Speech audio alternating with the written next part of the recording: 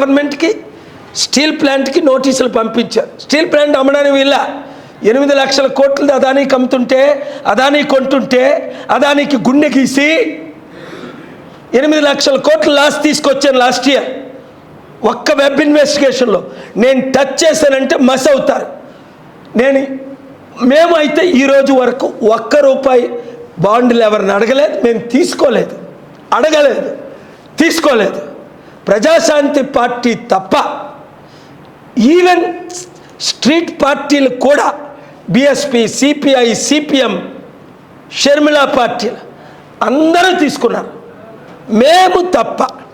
ఇదే మీకు రుజువు. ఇప్పుడు తెలంగాణ ప్రజలారా, ప్రజాశాంతి పార్టీని గెలిపిస్తేనే, అంబేద్కర్ పార్టీని గెలిపిస్తేనే 3% ఉన్న కమ్మలు 3 ముఖ్యమంత్రులు అవ్వచ్చు 77 సంవత్సరాలు.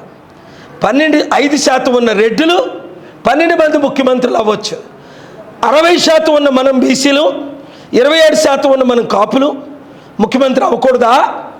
అందుకనే ఆంధ్రప్రదేశ్ 175 ఎంపీలు, 25 ఎంపీలు, 175 ఎమ్మెల్యేలు పోటీ చేస్తున్నాం.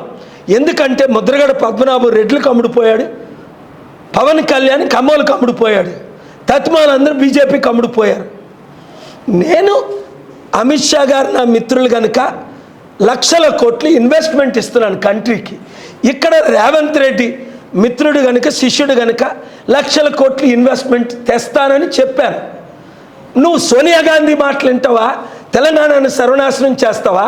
ఆంధ్రప్రదేశ్ని సర్వనాశనం చేస్తావా రేవంత్ రెడ్డి? లేదా ఒక నాయకుడిలాగా నిలబడి బెస్ట్ సీఎం అనిపించుకుంటావా? సోమవారం 12 గంటల వరకు సమయం ఇస్తున్నాను.